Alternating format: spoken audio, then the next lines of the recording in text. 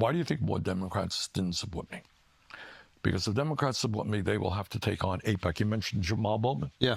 Well, that's what you're talking about. What'd they spend, like 15 or... What's going on, you guys? Today we have Andrew Schulz getting slammed by the Humanist Report. Andrew Schulz is a phony, and sometimes it's just too obvious not to call out. Let's get into it. Including Theo Vaughn, Lex Friedman, and now Andrew Schulz.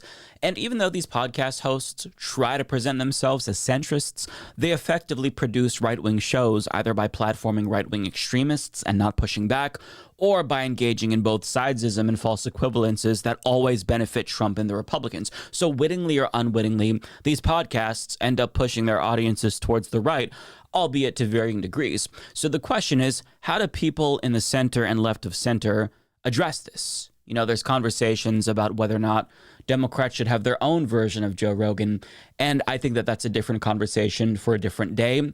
But a lot of people seemingly have chosen to go on these shows and just provide their audiences with an alternative to the right-wing politics that they've been fed. That's what Pete Buttigieg has been doing recently, and it's what Bernie Sanders does all the time as well.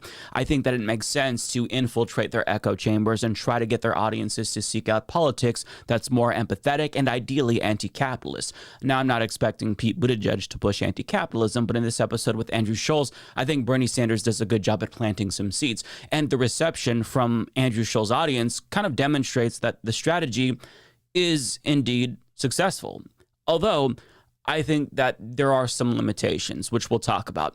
But first, let's talk about the positives here, because Bernie Sanders explained how oligarchs like Elon Musk are basically able to run the country by buying off politicians. And a lot of Americans, they have a sense that money in politics is an issue, but I don't think that they're able to articulate how with much specificity. And Bernie Sanders provides this audience with a very digestible explanation with two main focal points: Citizens United and their super PACs.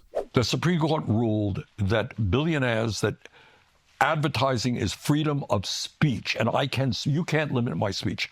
So if I want to spend $100 million on TV ads, I have the right to do it. They said, you're right.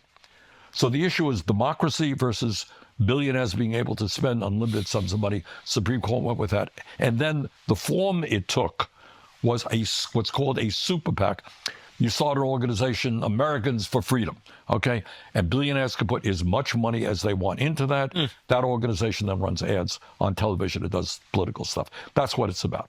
So bottom line, though, most importantly, is if you are a billionaire, you can put as much money as you want into a super PAC. And in Musk's case, he spent $270 million to help Donald Trump get elected president. Do Democrats have billionaires putting money into super PACs? Absolutely. All right. What does that mean in real life? This is what it means. Right now, we're dealing with a bill called the Reconciliation Bill. It's a fancy Washington term for a very big bill, which will have a lot of stuff in it. In any case, if a Republican stands up and says, you know what, in the House of Representatives, I don't like this bill because, you know, it's giving tax breaks to very wealthy people and it's going to cut Medicaid and cut nutrition programs. It's a bad bill.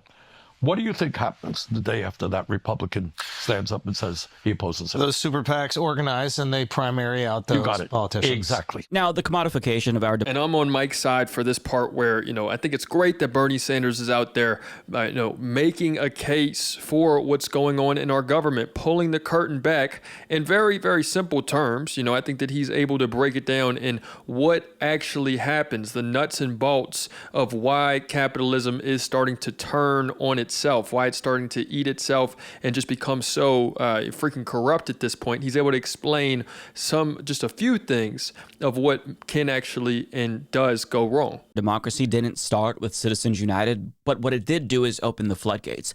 And it's to the point where Americans are no longer able to even compete with the oligarchs who are dumping millions and millions of dollars into these elections. More than 10 years ago, a Princeton study found that regular working class Americans have a statistically insignificant impact on policy outcomes compared to elites and special interests, which makes sense in this climate because regular Americans, they might be able to vote. So we live in a democracy in that sense, sure, but that's the beginning and end of their influence on politics. They don't have the money to hire lobbyists.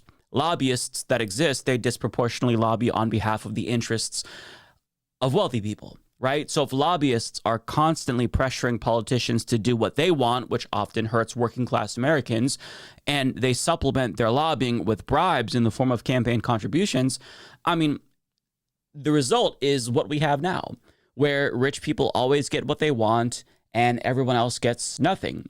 And things have only gotten worse since that study was published. We've reached the point now where politicians are committing atrocities because they're either being bankrolled by the corporations or governments benefiting from said atrocities, or they feel like they'd be targeted for opposing it, as was the case with Cori Bush and Jamal Bowman. And since they didn't back down, they were challenged and they lost their seats in Congress. The clearest example of this is AIPAC, which funds politicians in both parties to support Israel's genocide of Palestinians in Gaza. Bernie Sanders is going to explain in this next clip how organizations like AIPAC perpetuate this system, and he also talks about how they sanitize their image.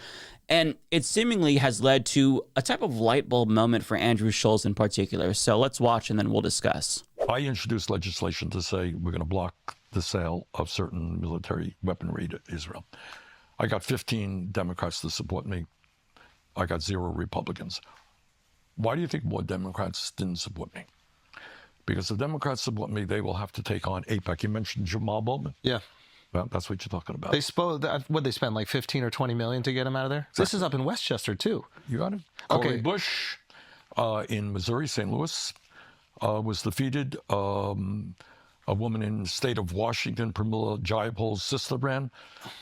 So if you want to speak out against Netanyahu's government and oppose military sales, AIPAC, which is also funded by billionaires who support both Democrats and Republicans, so we'll go after. How can they do this effectively? Like, how can they sway a vote if the people don't support the idea? You know how you do it? And again, for anyone who is unfamiliar with Andrew Schulz's audience, it is majority of this, it's like right wing, center, a lot of Joe Rogan bros, a lot of just like guys who are, just trying to figure it out more or less. So it's beautifully put by Bernie right there, saying that, these lobbyists are affecting both parties, because if he was going on there and just wanting to, go after the Republicans, it would probably trigger one of these guys to just shut down immediately and to say, he's just wanting to complain about the Republicans. But he's able to really put it beautifully how the government hasn't really been fair to the people. How?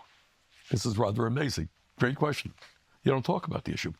To the best of my knowledge, and I'm 99% sure I'm right, they didn't say one word about Israel. Wow. The argument was he's a bad Democrat or whatever the usual negative advertising. Didn't talk about Israel. So this is quite interesting, because if a group, like if a super PAC was honest about what they were raising against, for example, they spent that 20 million specifically defending their position on Israel, I wonder if we would be more amenable to that, because that is the issue at hand, instead of using funding to make this person radioactive, which they might not exactly be. And undermining, it is duplicitous. You're undermining the people, and that's where you remove, wow. That's a very good point. Bernie is absolutely correct. AIPAC spent a record-breaking $15 million to unseat Jamal Bowman, and their stooge, George Latimer, barely mentioned Israel at all on the campaign trail. He framed Jamal Bowman as the mirror image of Donald Trump and implied that extremism on both sides was really the reason why D.C. was so dysfunctional. And this example seemingly made it click for Andrew Schulz. You could almost see the light bulb go off over his head. But this right here is where you have to connect the dots for him, specifically his audience. See, if elites and interest groups hide their real agenda with an issue as serious as genocide, then you've got to think about the other ways that they're misleading the public. Perhaps when super PACs that run ads on behalf of Republicans tell you that immigrants and trans people are the cause of all of our country's problems, maybe you should question their motives there as well and ask yourself if they're also trying to hide their real agenda. So there we have it, you guys. We have Andrew Schulz getting enlightened by Bernie Sanders. Let me know what you guys think in the comments. It's another day in the progressive way.